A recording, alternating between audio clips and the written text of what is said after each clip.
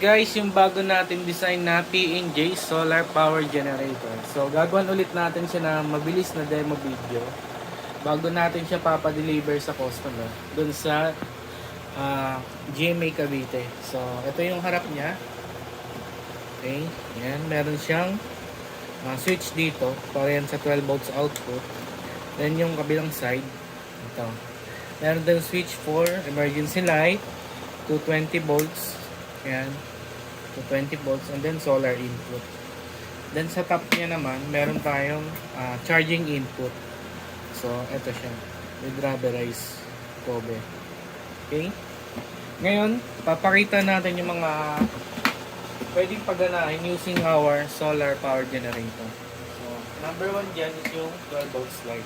So, ito yung 12 volts light. So, ang price nga pala na ito is 13,500. Included na tong previous na 12 volts light. Okay? Ayan mo natin. Dito mo lang yan lalagay. Okay? Ayan, gumagana na yung 12 volts light natin. And then, 12 volts electric fan.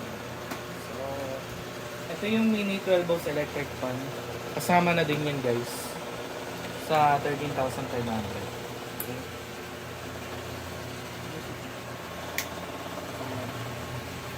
So, perfect to guys sa mga backup power.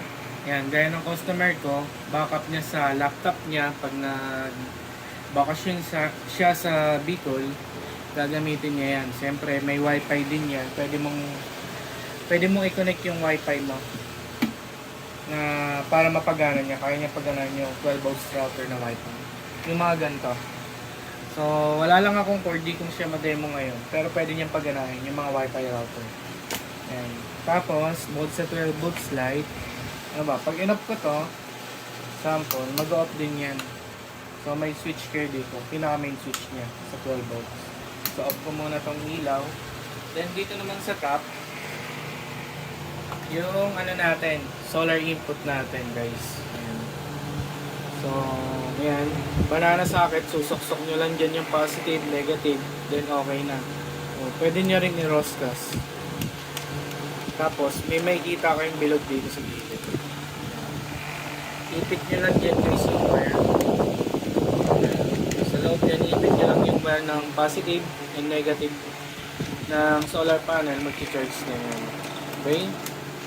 Then, ito pala is with automatic cooling system na rin siya. No? Yung kabila. Yan. So, ito yung cooling system niya. Yung fan. Okay, dito muna natin. Testingin naman natin yung TV kung mapapagana nyo. So yung mga gantong small setup guys, perfect to sa mga basic appliances. So on natin siya. Ayan. Saksak natin yung music.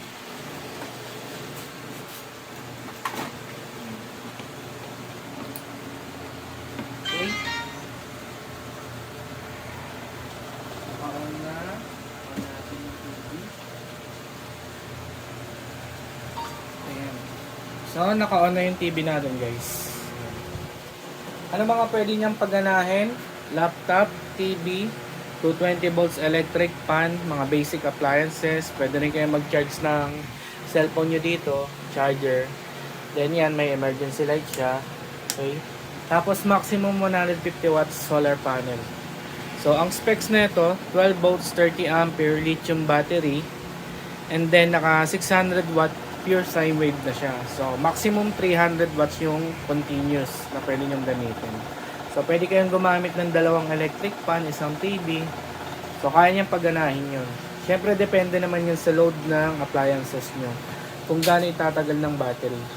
So, yan. So, in case na mag-brownout sa inyo, ayun yung mga appliances na pwede nyong gamitin. So, TV, electric fan, wifi, ilaw, yan. Pwede na. So, ito, natest ko na to. Tumagal siya ng 36 hours. Gamit lang to. So, tsaka yung ilaw. Pwede yan. Pagsabayan. At the same time, pwede rin siyang nag-charge ng solar panel.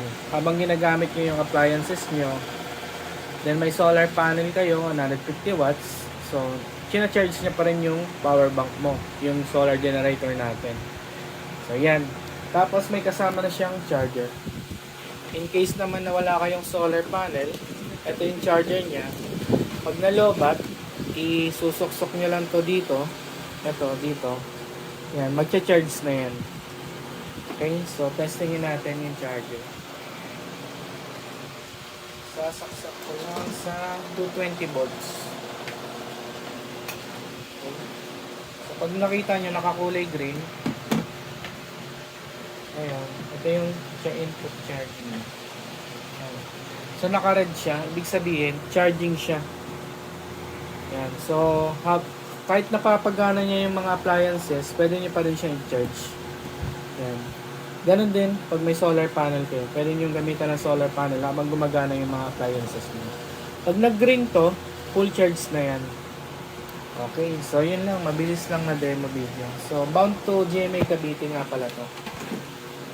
Bagong design natin ng PNG Solar Power Generator. So, ang price niya is 13,500 with 12 volts light and 12 volts mini electric fan. Tsaka charger. Yan. Yan, okay? PM na lang ako guys sa mga gustong magpa-build. So may mga naka-line up pa tayo doon na gagawin. So bound to Masbate naman yung isang solar generator doon. Chat nyo na lang ako sa FB. So yun lang. Kung may mga further question pa kayo, chat nyo na lang ako. Okay? Yun lang. Thank you.